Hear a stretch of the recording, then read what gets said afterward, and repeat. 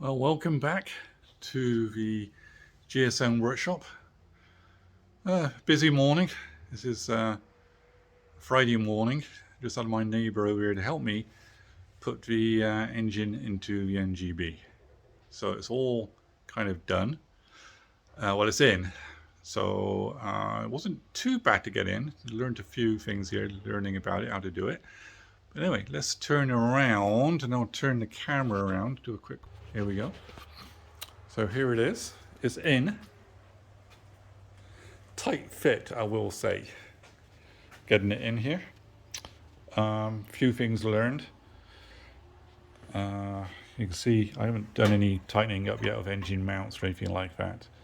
And I don't have the gearbox cross member in either supporting IGBOS. It's just supporting on the cross member itself right now. I have to take out the alternator bracket. I've got to modify it because it was hitting here. I couldn't get the engine around enough, whichever way, no, that way, to get that engine mount in. This one here, end up taking the whole mount out to get this in, and bit of fiddling and haggling and stuff like that to get it in there. Took the oil filter out as well for clearance. I did put the oil pressure line in for the gauge in before I dropped the engine in. You can see that it looks better than what it really is. There's a clearance for the steering shaft. It's not too bad.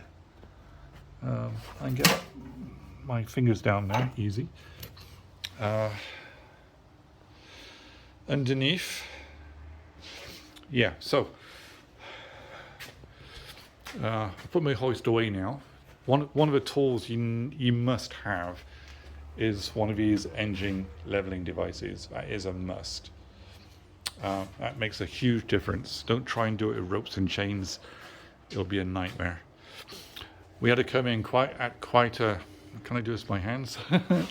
At quite an angle to get it in.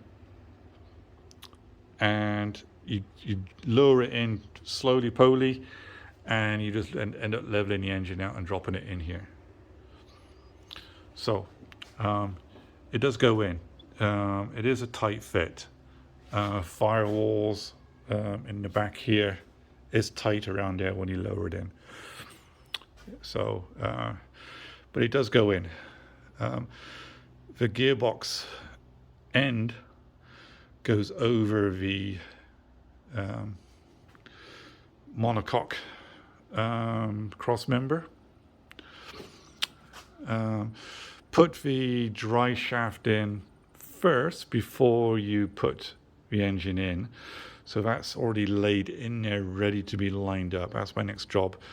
I'm going to be working from the back next.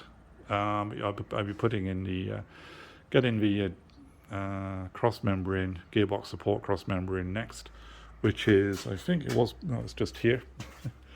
It's this one here. That bolts in. I'll be putting that in next. Then I'll be putting the dry shaft in next.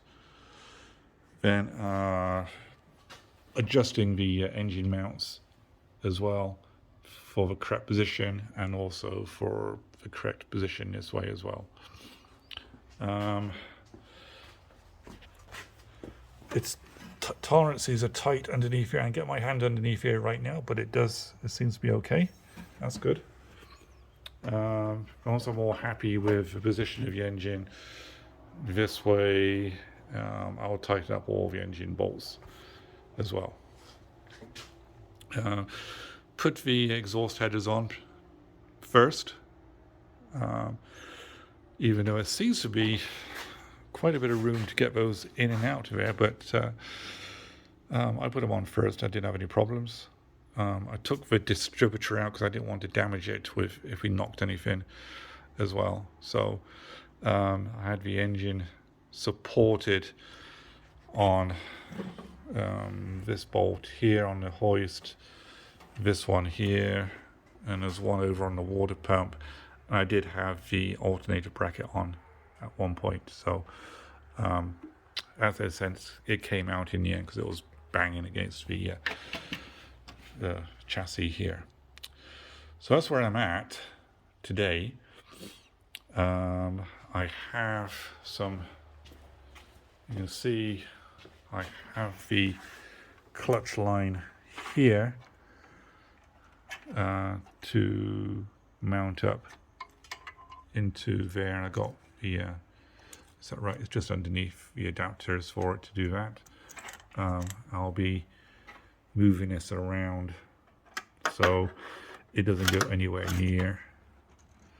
Probably do something like this and bring it around. Anyway, I can screw that in. Minor things to do later on. I'll show you how it all goes along later on. So that's where I'm at. I'd like to thank my neighbour across the road, Lee Eve, for just watching and doing a bit of pushing and shoving while I was underneath, and keeping an eye on things as we lower and raise the engine. Okay, great, thank you.